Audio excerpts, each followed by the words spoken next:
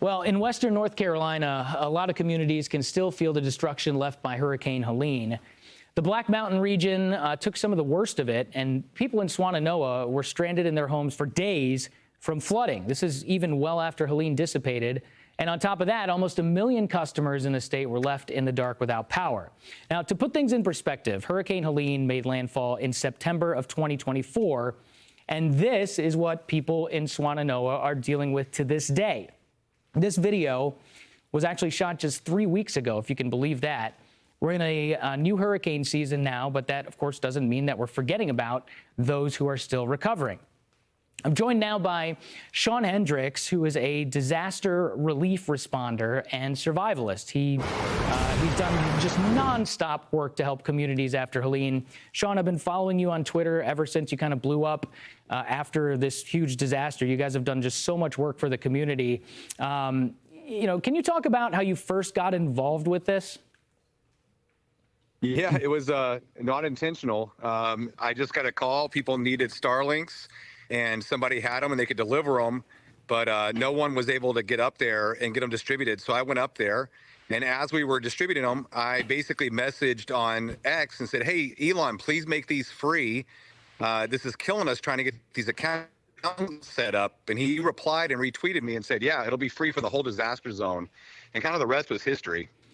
You know, I remember you had posted on X in the beginning of May that Operation Shelter still needed help, like something along the lines of they had more resources than they knew what to do with. You posted how they're sitting on supplies that could be used to build homes. Are there any updates on that? Yeah, so we partnered with the Better Together Coalition. We became part of a charity known as Here We Grow. And so we have a lot of materials and volunteers, but there's still just a lot of need for cash. Right, screws, wall outlets, wire, things that you can't do with volunteers like electrical and plumbing. There's a cash need. And so we raised about $500,000, and we're actually getting ready to start building our first house from the ground up. So imagine that cash goes fast. So that's the need, is to people to still keep on giving because there's just so much work to do. We hope to have 300 houses restored by November with the Better Together Coalition. I mean, that's got to be a heck of a task to organize all those donations. Like, how do you do that? Where do you even start? Well, Mercury One has been huge. Lowe's has been huge. We have a 4-acre compound up in Black Mountain, and it's basically a bunch of us smaller charities that got together and teamed up and said, "Hey, we all have different skills. We got social media. You guys have volunteers. Mercury One has materials. Let's all team together and just do a lot more impact." And so we've been spending a lot of the money we raised on getting that facility fresh water with a booster pump station. It was almost $50,000. Getting this house built for Christine. I was on News Nation, and we had a video of hers washing down the river, and we committed to her right then on live TV that we would build her a new house, and we are getting permits this week to build a house from the ground up.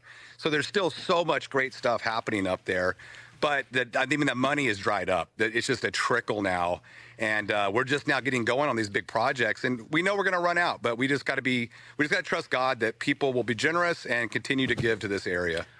So let's talk big picture. The thing that I always think about when I think about right after Helene happened was just the infrastructure, the roads gone in so many cases. And I remember guys like you, guys like Matt Van Swole, were just posting all the time, like, what the heck? Yeah. People have forgotten about us. Have things changed recently or no? I mean, it's tough. You know how the news cycle is. We're well past elections season. This became a big political issue, which was helpful for us, actually. We raised a lot of money because it was in the news all the time. But people have moved on to different topics. And it's just, when I used to post something, get 500,000 views, now it gets 50,000 because it's not what people are in. They've heard this story. And to be fair, a lot of people think, Trump came in and did a lot, right? They did a lot to help, but it was so much bigger than what even a president can do. This is a national recovery effort. It's going to be, the government's never going to fix all the problems. And there's just still a lot of stuff that needs to be done. A lot of people who fall through the cracks, a lot of people who were poor before the storm hit, now they're destitute. It's a bigger recovery thing for them. We have to get them working again and providing again. And it's just, I could go on and on and on. It's a big economic issue. along with the natural disaster issue. And then prepping for hurricane season for this year. Like, I'm digging a culvert right now because I know we're going to get rain. We need to plan to make sure the water gets off our properties. We can't just close our eyes and hope it doesn't happen. It's going to happen again. There's just no way around it, and we have to be prepared.